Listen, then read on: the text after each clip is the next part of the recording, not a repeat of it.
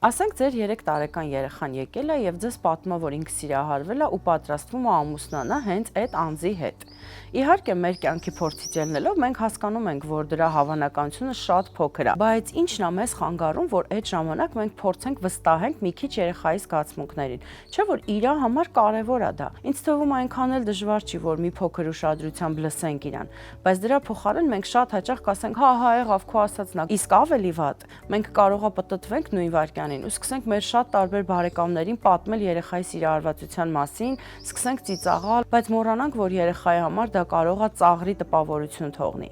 Ու ինչն է ստեղ վտանգավոր ու վատ, որ ինքը կամաց-կամաց կսկսի փակվել ձեզանից, որտեվ չի ստանում ձեզանից ոչ ապրումակցում, ոչ լուրջ վերաբերմունք իր զգացմունքների նկատմամբ։ Օրինակ, երեխան ընկել է ու լաց է լինում։ Ու ինչ ենք անում մենք այդ ժամանակ։ Մենք սկսում ենք ասել, որ դե լավ, չցավաց, լավ վեր կաց, դու մեծ ես արդեն, բայց մենք ինչ գիտենք ցավացել է թե չէ։ Չէ՞ որ այդ երեխու մարմինն է։ Միգուցե իրոք չի ցավացել իր ոչ մի տեղը։ Կարող է իրեն ինչ որ մեկը հրել էր այդ պահին, իսկ դուք մենակ ընկնելու պահն եք տեսել։ Ու ինքը հիմա լացում է վիրավորված լինելու պատճառով, կամ կարող է ուղղակի լացում է, որ մի փոքր սեր ձեզանից ստանա։ Հիմա պետք է մի քիչ կանգ առնենք ու խոսենք սիրո մասին։ Օրինակ դու քանի անգամ ես օրը ասում, որ սիրում ես քո երեխուն։ Հա, հենց ուղղակի այդ խոսքերը՝ ես քեզ սիրում եմ, կամ քանի անգամ ես օրվա ընթացքում գրկում իրան ու ուղղակի լռում իր հետ միասին։ Ես կարամ պատկերացնեմ, եթե մենք կանգնած աման ենք լվանում, կեղտոտ ու թաց ձեռներով ու հանկարծ երեխան եկել է ու գրկում է ձեզ, ու դուք փորձում եք իրան արագ վանեք, որ ինքը գնա ու դուք ձեր գործերը հասցնեք։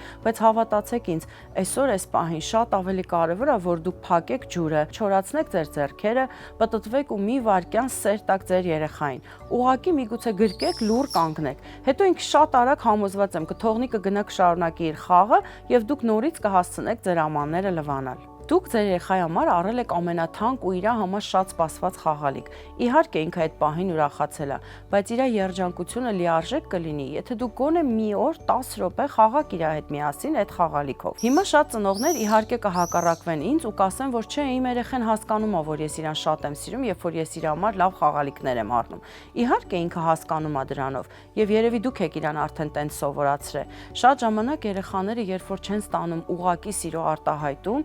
ուղղակի ձեր կողմից հոգատարություն կամ ապրումակցում, սկսում են բավարարվել նրանով, ինչ որ դուք իրանց տալիս եք, օրինակ լավ խաղալիքներ։ Ես օրինակ շատ եմ լսել կողքից նույն արտահայտությունը, երբ ծնողները ասում են, ոնց որ ախր այդ պահին ինադու անի, այնքան անում, միջև ի վերջո ջղայնանան վրան։ Հա, ու դրա մեջ կա իրականություն։ Իրոք երեխաները, երբ որ դուք իրանց վրա ուշադրություն չեք դարձնում, իրենք պատրաստ են ամեն ինչի ձեր ուշադրությունը գրավելու համար։ Հա, ես հասկանում եմ, մենք շատ ենք խոսում մեր երեխաների մասին, բոլորին պատմում ենք իրանց արած լավ գործերը, բոլորի հետ կիսվում ենք իրանց արտահայտած ունիկալ մտքերով, բայց մոռանում ենք, որ իրենց իրոք կարևոր է միայն լսել ես քեզ սիրում եմ արտահայտությունը։ Դրա համար այսօրվանից մենք սկսում ենք արտահայտել մեր սերը մեր երեխաների նկատմամբ ու անում ենք դա հենց ես քեզ սիրում եմ բառերի միջոցով ու նաև սկսում ենք ավելի հարգալից վերաբերվել մեր երեխաների փոքր սրտիկների մեծ զգացմունքներին։